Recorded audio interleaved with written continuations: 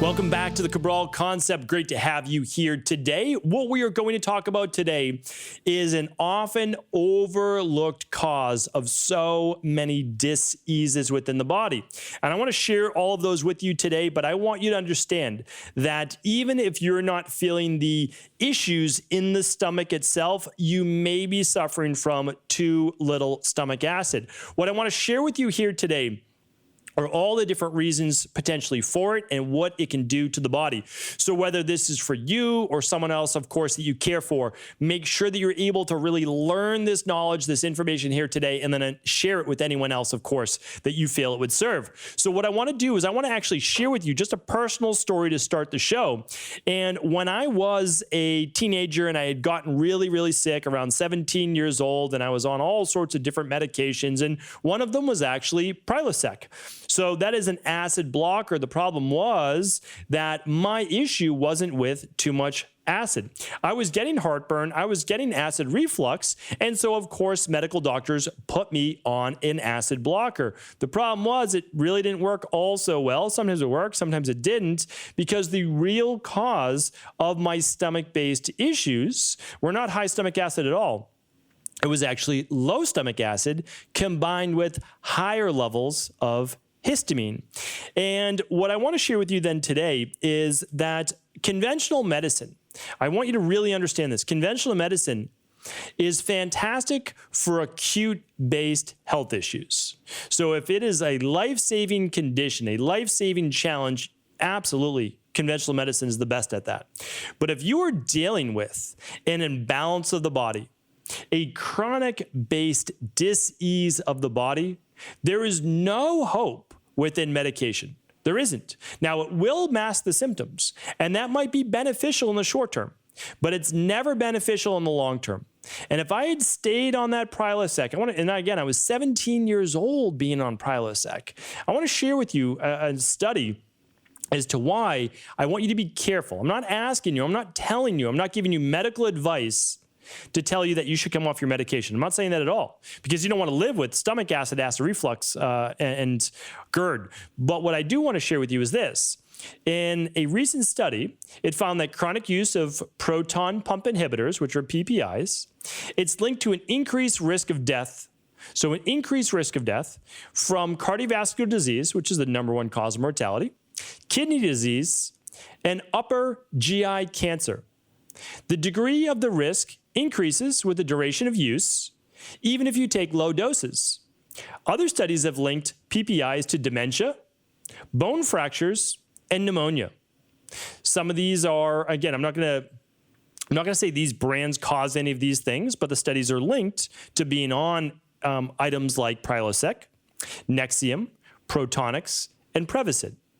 So when we look at all the different studies, and this is over 200,000 people over 10 years, it found that people who took PPIs had an almost 20% increase rate of death over people who took other types of acid-suppressing drugs.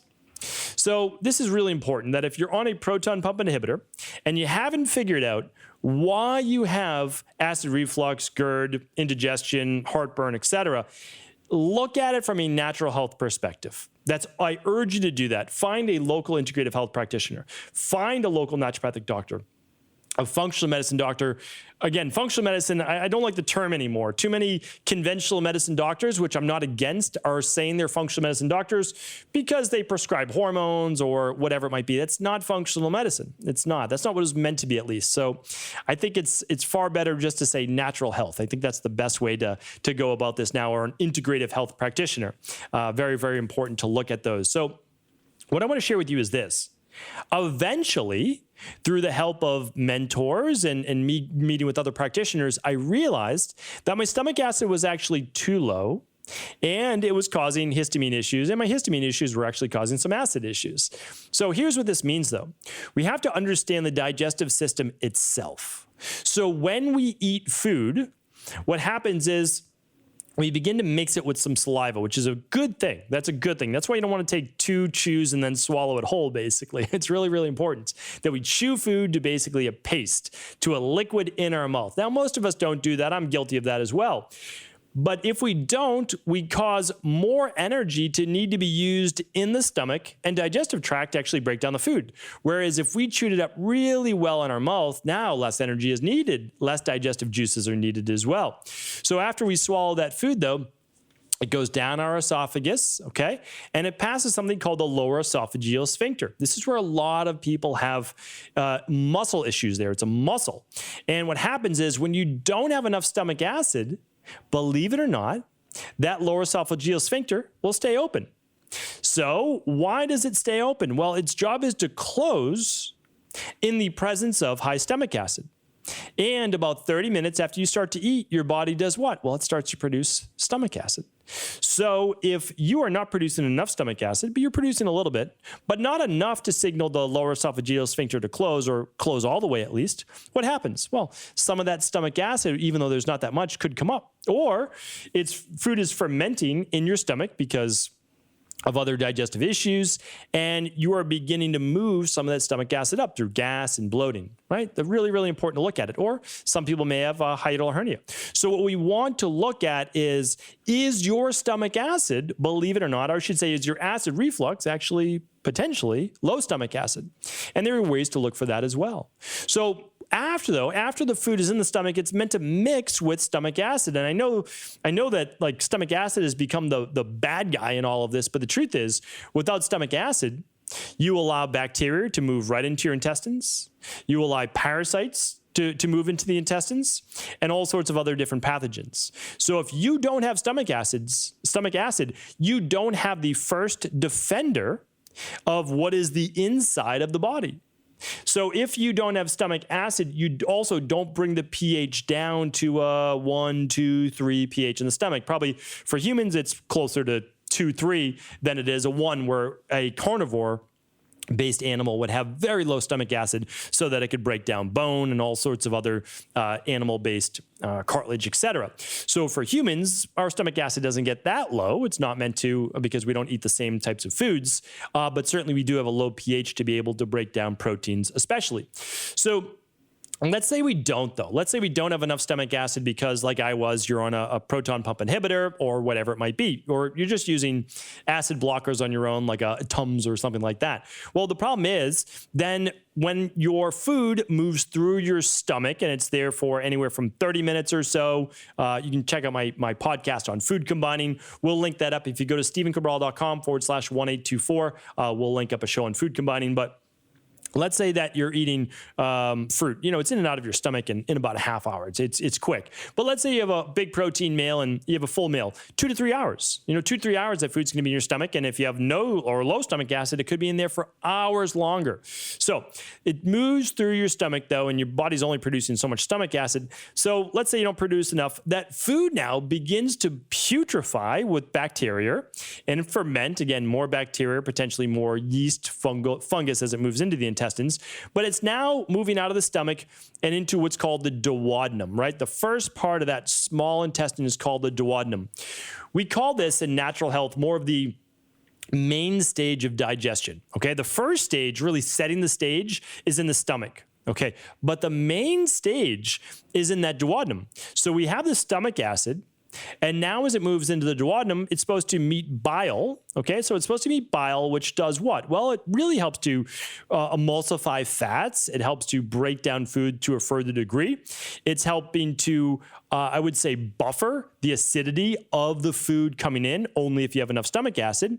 And that's a good thing. So they meet and the bile neutralizes the acid. Well, the problem is, if you don't have enough acid in the stomach and not enough acids coming in the duodenum, remember, your body is brilliant. It works on feedback loops, negative and positive. If your duodenum isn't giving a signal that there's enough acid or the food's not acidic enough, there's no need for the gallbladder, liver working together to drop more bile from the liver bile ducts to the intestines, or namely the duodenum. So if there's not enough, well, you don't get enough bile. Why does that matter? Well, bile is there to not only help with the breakdown of the food coming in, but it's also there to help detoxify the entire intestinal tract. So really, really important and often overlooked. Now, another piece to this too, that again, it's happening in the first 10 inches or so of the small intestine. We'll call it main stage digestion. So What happens after that, and at the same time actually, is your body's receiving pancreatic enzymes. And these enzymes are now further there to help break down the food and begin to extract the nutrients from the food. So this is crucial. This is really, really important. This is a big part of digestion. But again, it starts in the stomach and it's going to move then through the duodenum. Now, let's say that you didn't have enough bile. You don't have enough pancreatic enzymes because you didn't have enough stomach acid in the first place. That's why stomach acid is the first trigger. You have to have it. It's so crucial. It really is. And keep in mind, whether you have issues or not as you're younger, like I did, people as they age, it happens to all of us, unfortunately, we start to produce less stomach acid with age. Hypochlorhydria. Now, why does that matter? Well, it matters because your body actually needs more protein over the age of like 65, and yet your stomach acid is lower and lower and lower. So if you're telling me at 65 years old you have high stomach acid, it would be a miracle that you were producing high levels of stomach acid. Now, I'm not denying your acid reflux. I work with many people over the age of 65 with acid reflux, but for many other different reasons. And those can be biomechanical with the digestive tract, the esophagus, etc. But you want to take that into consideration.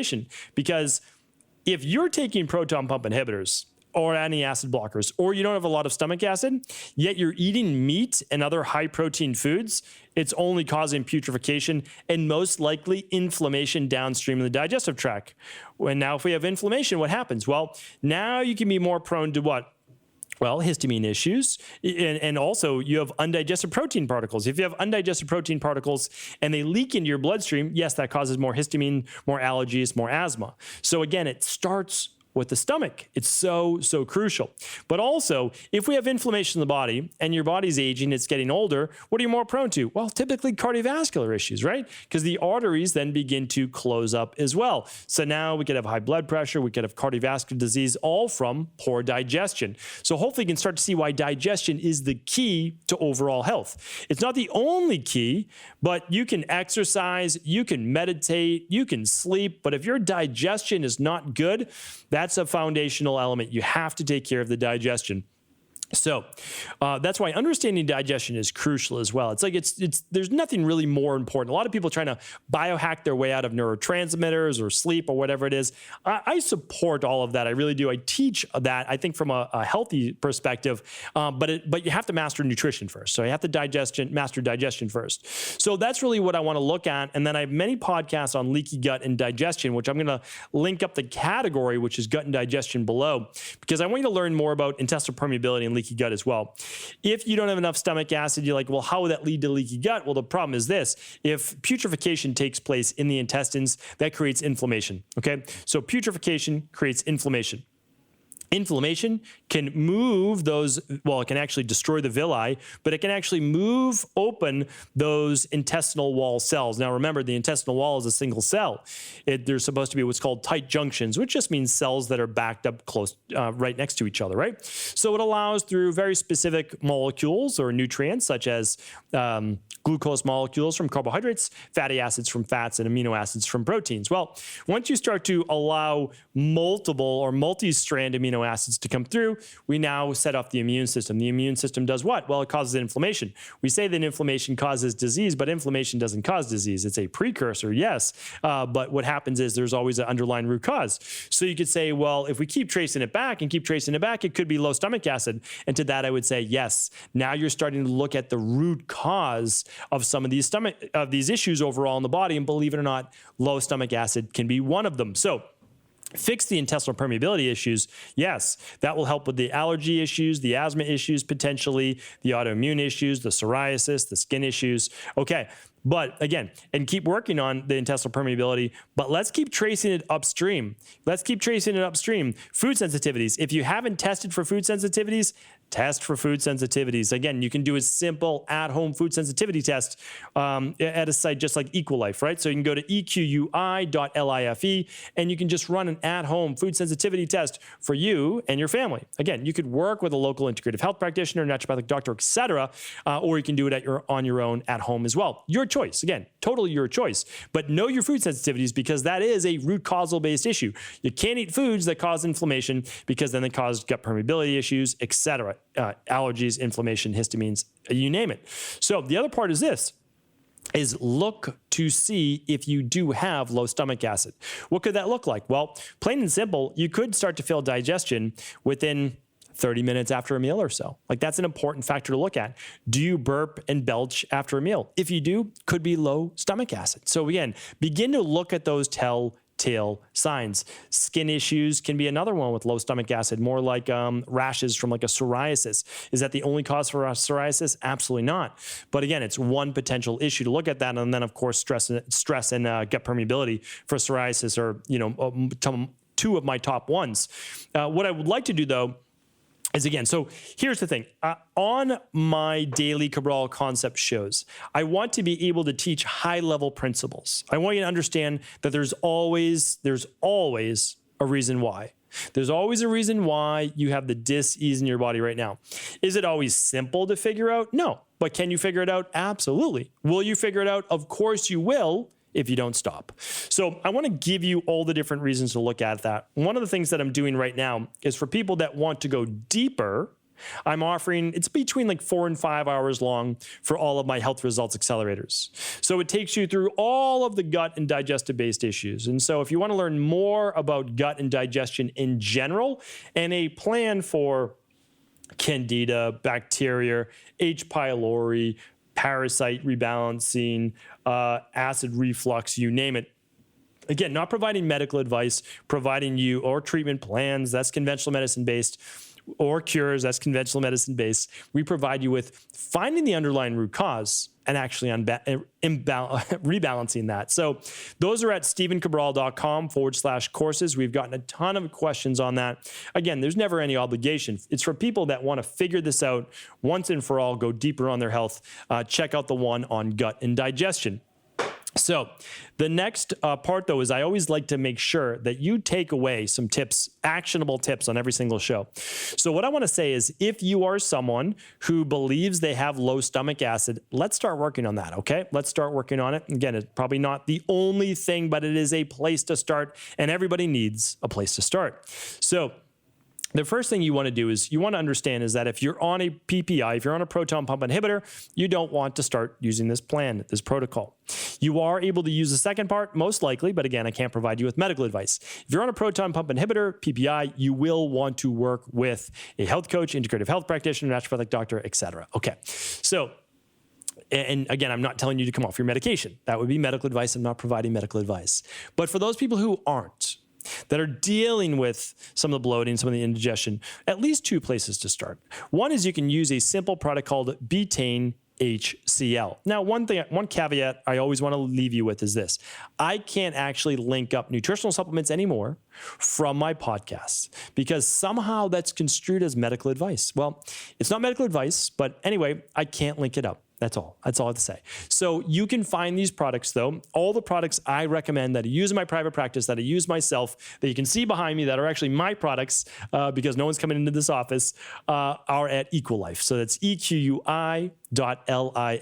That is the company that I formulate for, and that is essentially our global integrative health-based practice. So betaine HCl, not an expensive product, but it's going to help you create more stomach acid. So if you're someone that actually needs to create more stomach acid, it's a simple, inexpensive way to do that. It really is. How much should you use? Well, that's actually dose dependent. You can always just start with one capsule, 500 milligrams or so. Again, I can't tell you the amount to take, but if you don't feel anything and you still get your bloating and indigestion, etc., you might want to try 2. Then you might want to try 3. Like people sometimes, depending on the dose, might need to take 1,500 milligrams or a little bit more, depending on the person. But again, I can't tell you how much to take, but you can start that to start to see, do you feel a little warmth in your stomach? And if you ever take too much, the tip I always give people is this. Take a half a teaspoon to a teaspoon of baking soda and you can mix it in some water, let it dissolve just for a moment, drink it down. It might cause bloating, but baking soda is a higher pH and it neutralizes the low pH of the stomach. So it works for stomach acid for the most part. Okay, again, not a treatment protocol. I'm sorry that I have to say that so often, but that is what I'm required to do. And so that's betaine HCl. Simple, very straightforward. Functional medicine doctors have been using it for I don't know, 40 years, a long time. All right, so the next one is this, and this can be used by most people. So most people, even if they are on a PPI, which is a proton pump inhibitor, they can use the digestive enzyme. So we have one over at Equilife called Daily Digestive. Pretty fitting for what it is. You take 1 to 3 of those per meal. When do you take them? Ideally before the meal, but honestly, it doesn't matter. You can take it mid-meal. I take all of my supplements mid-meal. That's when you would take your BT and HCl, which is mid-meal. People say, oh, you don't use your No, it's okay. Your digestive enzymes can be taken mid-meal. They're meant to mix with the food. Now, can you put them in your stomach ahead of time? Sure, you can take them 10 minutes before a meal. That's great too. I keep life simple. I keep life simple for the people in our practice as well. Keep it simple. Take them all mid-meal. So here's the thing though. You can take as many as you want. There's really not a downside to digestive enzymes. If you take too many, you may get loose stool. You took too many. It's okay. It's going to stop, right? So that's the thing. You can take 1, 2, or 3. That's typically what people take. So daily digestive enzyme, and here's why I recommend the one from Equilife. I formulated specifically, everything's obviously specific, but I put in bromelain and papain. So it allows you to get some of those pancreatic enzymes into the body to mimic what they do naturally. Remember, it's from pineapple and papaya, so natural, to be able to give you better digestion. So you might not be able to take the betaine HCl, but you probably can take the daily digestive enzyme. And that's part of what I call daily foundational protocol level 3. It's what I use every day. Up until like 2 years ago, I only used to use daily foundational protocol level 2. Now I use level 3, which is just the addition of the digestive enzyme. And here's why. There's no downside. Like, that's why I started doing it again. I'm like, why am I not using the digestive enzyme? I don't get bloating after meals. So I was like, I don't need it. I can just save, $1 a day. But I was like, for $1 a day, I can extract more nutrients out of my food. I should do that. So that's what I do. So I take a digestive enzyme at lunch and I take one at dinner. Honestly, it's that simple. I don't take one in the morning just because I use a smoothie. So, and typically some oatmeal. But here's the thing. You can always take it with that too. It's not that you can't. It's just, again, I'm always about simplification. So that's what I do. I'm a huge advocate of that. Daily digestive enzyme. If you're over the age of 40, definitely I would recommend a daily digestive enzyme for most people. I have an additional podcast I'm going to link up for you because it's its own separate topic and it's not for everyone. So what I'm going to do is you head over to stevencabral.com/1824. I would like to link up additional shows on using digestive bitters, which is an ancient tonic that many people used in Europe and obviously in India with Ayurvedic times. So that's great. So definitely check out the digestive bitters. And another great one too is with your main meals, have a cup of hot or warm ginger tea during the meal or after the meal. It's a really great digestive aid, and I highly recommend that as well. If you were to get acid reflux from taking ginger tea, then you pretty much know you have a histamine issue. That happened to me when I used to use ginger tea, and I'm like, oh, why did that happen? It works for everybody else. Why doesn't it work for me? Well, I'm very prone to histamine issues. So that's why you can remember that. Now I can have some ginger tea and life is good. But it takes a little while to rebalance the body. But luckily, I can show you that I'm living proof. And if I can do it with these genetics, you can do it as well. That's for sure. So I'm going to link up a bunch of shows today at stevencabral.com/1824. We've got a whole digestive gut health category now, and I'm happy to link those up too. Much more education. So hopefully this was helpful. And of course, if it was, please do feel free to share it with anyone else you believe it could serve.